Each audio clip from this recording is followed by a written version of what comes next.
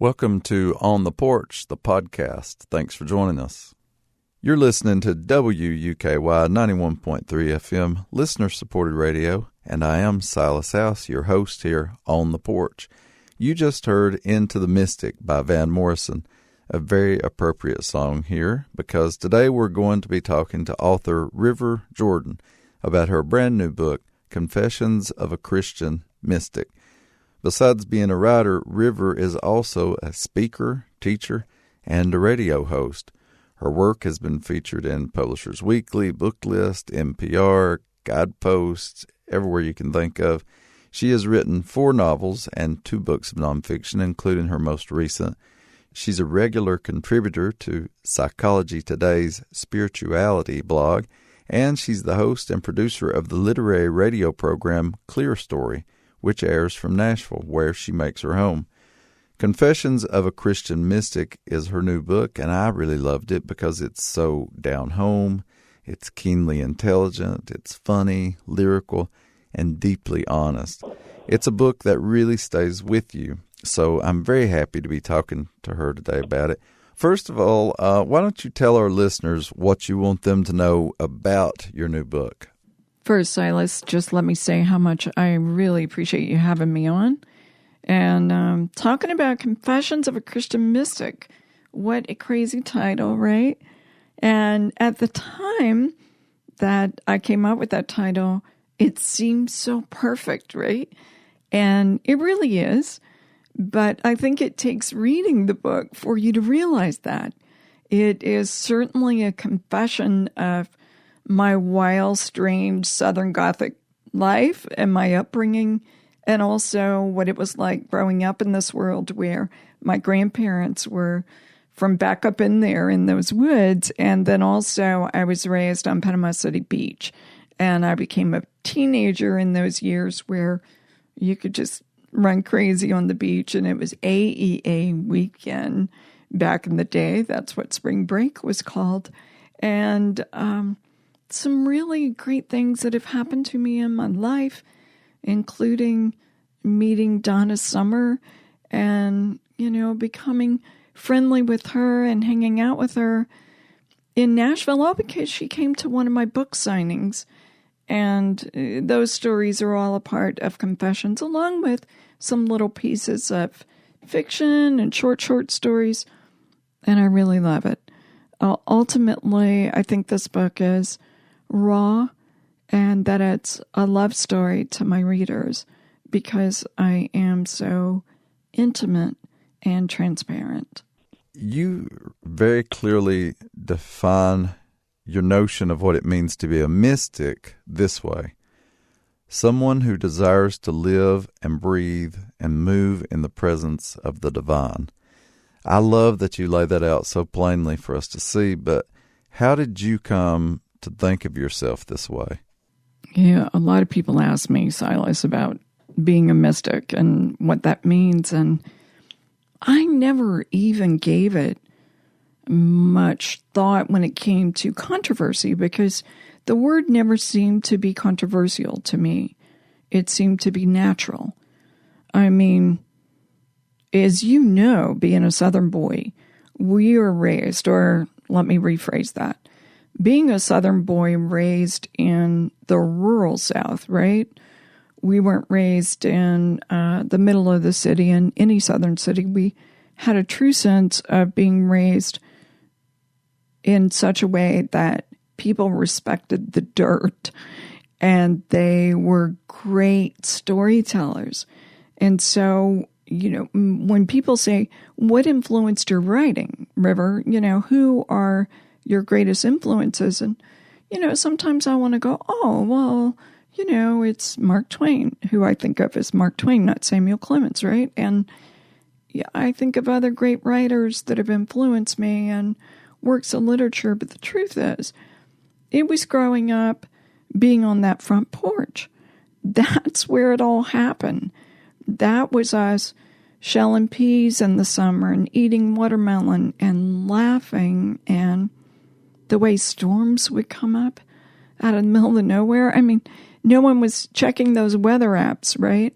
No one had to turn on the television to find out what the weather was because you're so in tune with the way that the wind shifts and picks up and the way the pine trees start suddenly breathing in and out. We get a sense of God in all of that. The power of that heat lightning coming across that field on a summer night. Man, the hair would stand up on the back of your neck. The dirt would shift. Molecules would change. There was never a sense that life was anything but mystical. So, that has been a really major part of my natural upbringing. And as far as wanting to live and move and breathe in the presence of the divine, I think on my better days, I think if I can just stay focused on that part of me that is rooted to God, then I'm definitely going to live my life from a different place. And when I lived the experience of the book I wrote called Praying for Strangers, walking through that resolution of saying a silent prayer for a stranger every day, that really changed me. That's where I began to have that understanding of what that would look like, to be tapped into both humanity and divinity at the same time, and making that a central focus.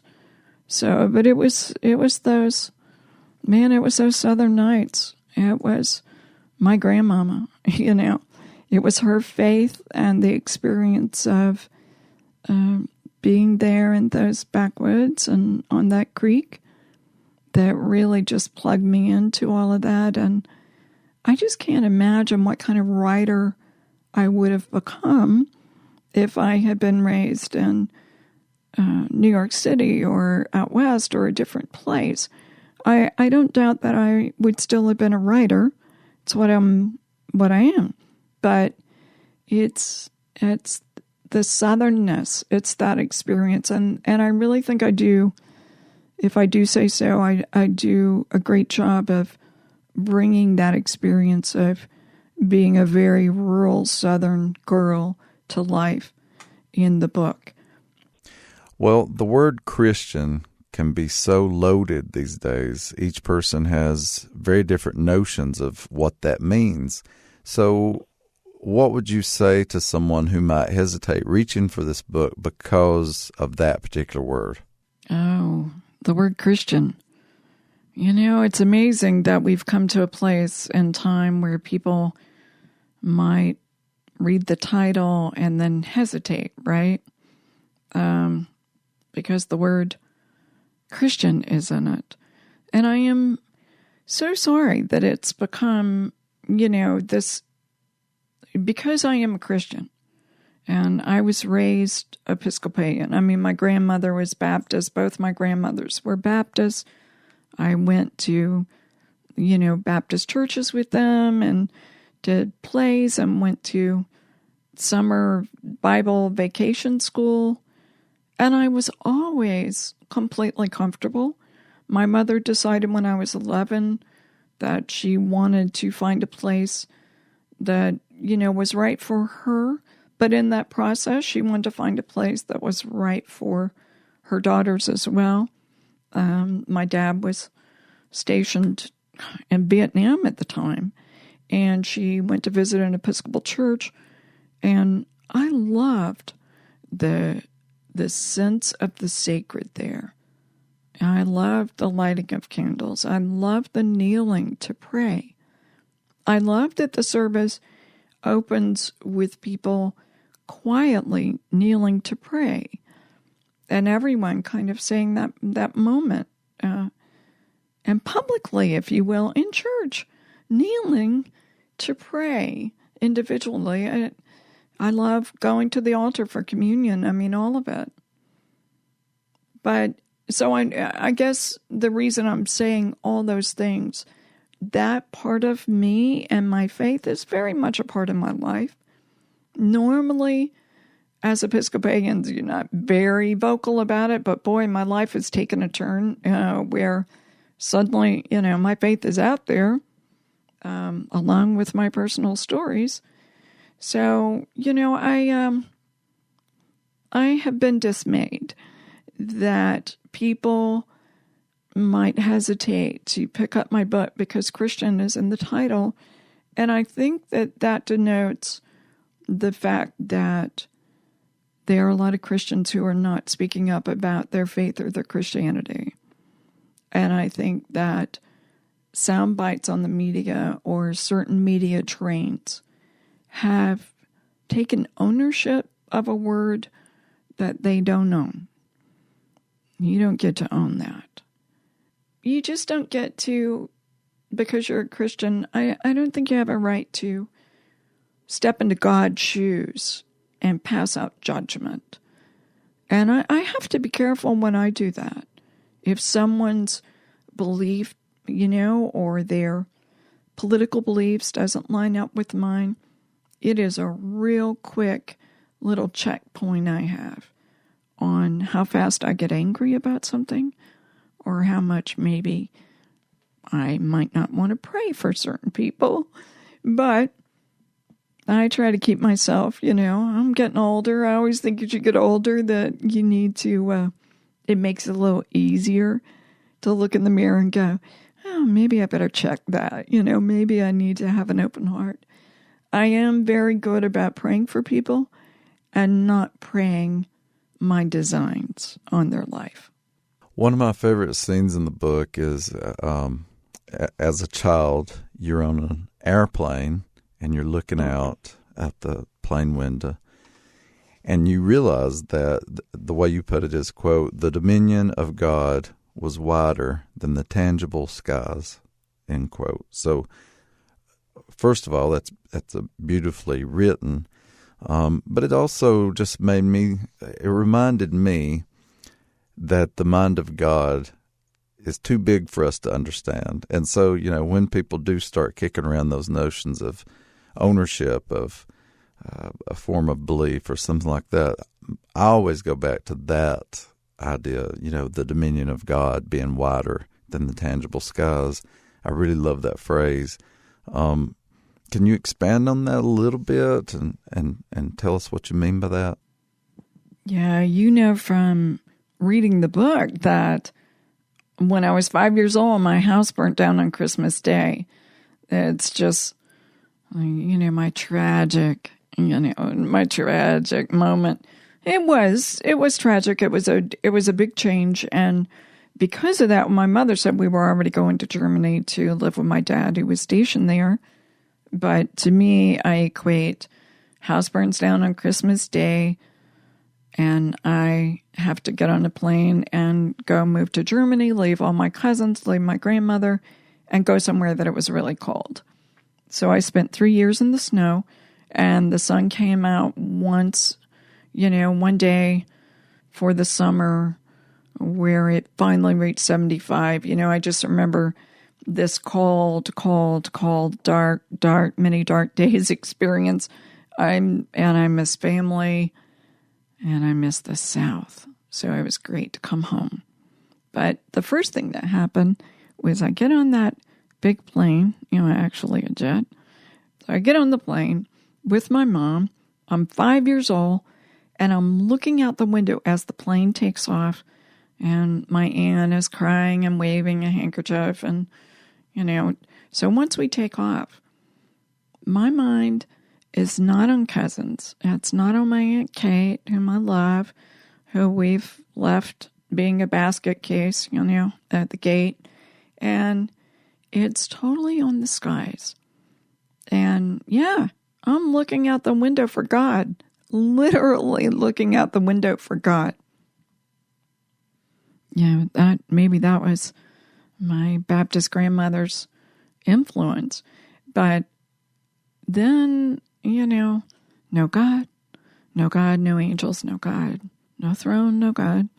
And that's when I turn to my mom and I say, hey, Mom, of course I said, Mommy, where is God? And here's my mom, house just burned down, lost everything. she's, got this little girl and she's traveling and flying to another country for the first time in her life.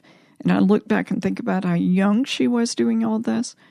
And now she's got this 5-year-old staring at her intently going, hey, where's God?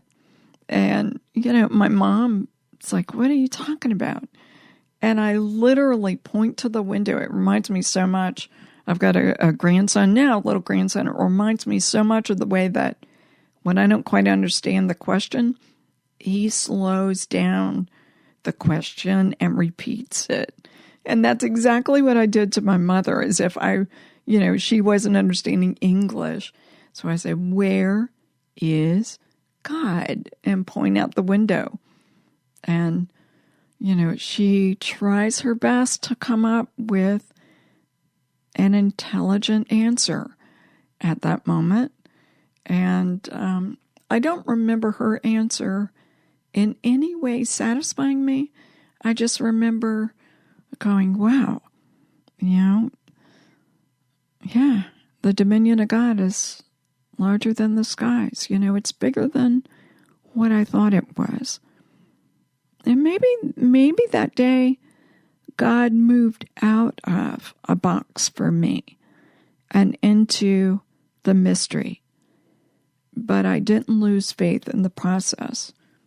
I just embraced the mystery. Well, you mentioned earlier that, you have this identity of a mystic, but you also a mystic who loves Better Call Saul. And you write in the book about the way films and music and books have revealed the divine to you. And, a lot of times we think that the divine is only found in like nature or in a cathedral or something like that. But I totally agree that, I've had that same sort of realization in reading and in cinema and in listening to songs. And so can you talk about the way the divine has been revealed to you in media, in books and films and music? I am ultimately fascinated with the act of creation, of the idea of artists partnering with the divine muse to bring us all kinds of great works of art. Everything from Star Trek, and I do mean Star Trek, the original series, Star Trek, The Next Generation, Star Trek, the new one, Star Trek Discovery. I love them all. And the movies, all the movies. And then bringing us things like the Maltese Falcon. I say that as a fan of both of those because I really think art is holy. And we don't have to put some kind of sticker on it like, this is holy art because it is religious and all other art falls in this other category.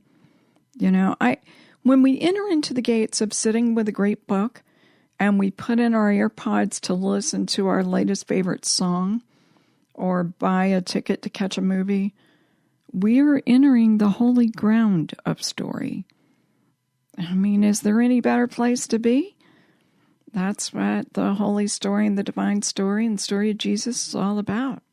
Holy ground. So, and it's a great time out. It is like a mini retreat, you bet.